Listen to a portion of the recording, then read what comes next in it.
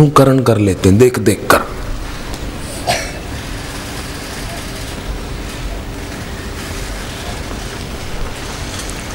तो खुद आदमी कितना शिक्षित हुआ है भीतर से।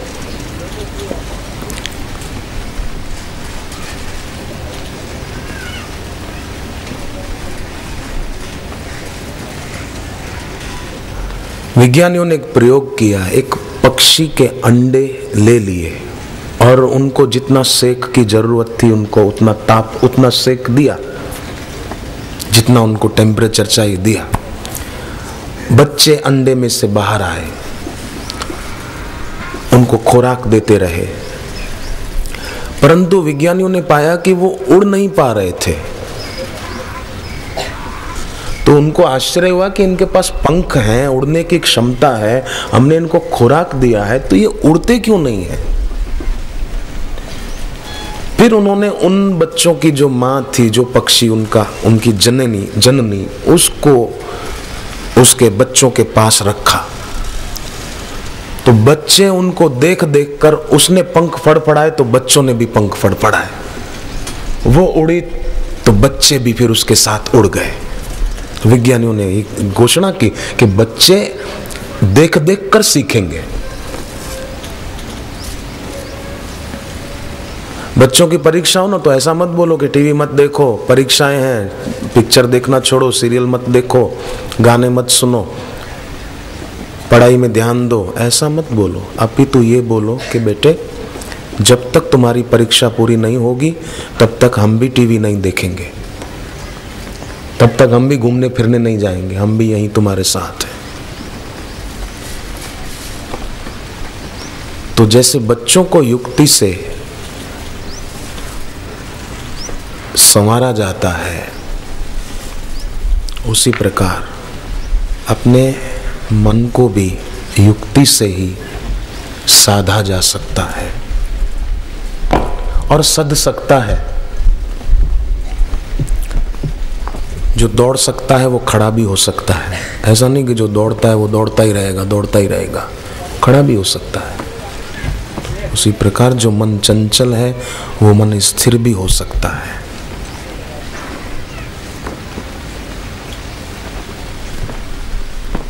अगर मन स्थिर नहीं हो सकता तो भगवान क्यों बोलते यतो यतो निश्चरति मनश्चंचलम अस्थिरम ततो ततस नियमेव आत्मन्येव वशम नयेत।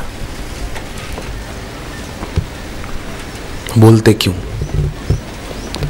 जब अर्जुन ने कहा मन चंचल है, वश नहीं होता, क्या करे, तो भगवान ने क्यों कहा अभ्यासेन तु कौन्तेय वैराग्येन च गृह्यते, ये क्यों कहा? ये कहा कि हम उसको साध सकते हैं।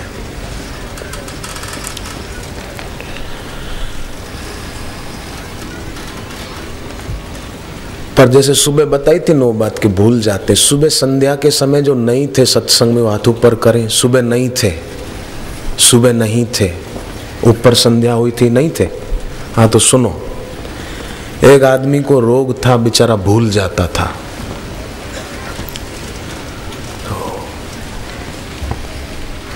कई बार तो ऐसी हालत होती थी कि अपना नाम भी भूल जाता था। कार्ड रखता था जेब में, आई कार्ड, वो देखता था मेरा ये नाम है, अच्छा। एक बार तो एक आदमी ने उसकी मजाक उड़ाने के लिए उसका कार्ड निकाल के अपना कार्ड रख दिया। तो बेचारा बड़ा भुलावे में पड़ा कि ये कैसे। बड़ी तकलीफ होती थी। डॉक्टर के पास गया, डॉक्टर मेरे को रोग है, बीमारी है भूलने की, मैं भूल जाता हूँ, अपना नाम भूल जाता हूँ, जेब में कार्ड रखना पड़ता है कि मेरा ये नाम है, मैं अमुक जगह रहता हूँ, अमुक सोसाइटी में मेरा घर है। डॉक्टर हद तो तब हो गई कि मैं घर से बाहर जाता हूँ तो माँ के पैर छू कर जाता हूँ, पर कल तो मैं मेरी पत्नी के ही पैर छूने लग गया। इसलिए पत्नी ने बहुत आग्रह किया, इसलिए मैं आपके पास आया हूँ, क्या करूँ, आप कुछ बताइए। डॉक्टर ने कहा मामला तो गंभीर है, माँ के पैर छूने चाहिए और इतने भूले पड़े कि पत्नी के छू लिए, मामला गंभीर है। आपको ये बीमारी कब से है? तो वो बोला कौन सी बीमारी, कैसी बीमारी डॉक्टर, किस बीमारी की बात कर रहे हो, भांग तो नहीं पी रखी, कौन सी बीमारी। डॉक्टर को हुआ कि हद हो गई, भूलने की बीमारी, अभी तो बीमारी बता रहा था वो भी भूल गया। फिर थोड़ी देर सन्नाटा छाया रहा, उसको हुआ कि कुछ गड़बड़ हुई है। जेब से अपना कार्ड निकाला, पढ़ा अपना नाम और नीचे पत्नी ने लिखा था कि डॉक्टर को बताना जाके कि तुमको भूलने की बीमारी है। तब वो बोला हाँ डॉक्टर मेरे को भूलने की बीमारी, मैं भूल जाता हूँ, ये तकलीफ है।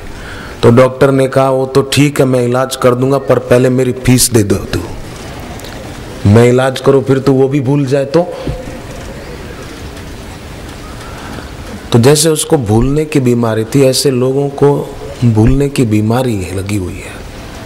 अपना कल्याण किस में है वो कई बार सुनकर भी फिर भूल जाते हैं, अपनी भलाई कैसे होगी, सच्चा सुख कैसे मिलेगा वो कई बार सुनकर भी भूल जाते हैं। इसीलिए श्रवण के बाद मनन की भूमिका है, मनन के बाद निधिध्यासन की भूमिका है। ये श्रवण मनन निधिध्यासन इसीलिए बताया है।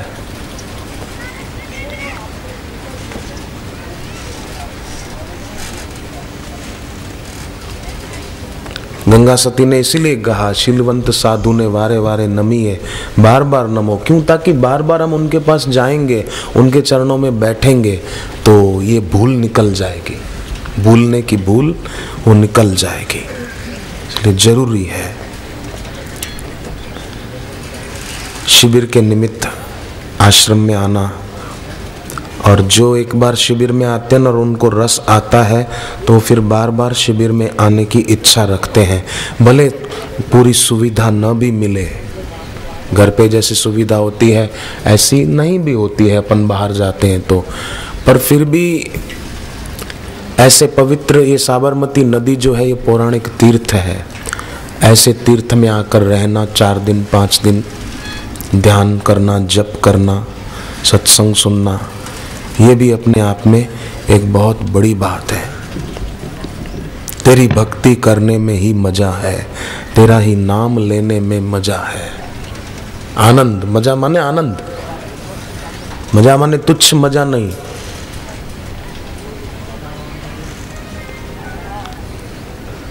और मैं निवेदन करता रहता हूं हर जगह, कोई भी इच्छा मन में उठे ना किसी भी चीज की, तो ध्यान रखना कि कहीं हमारे मन में कोई शुद्र इच्छा तो नहीं उठ रही है,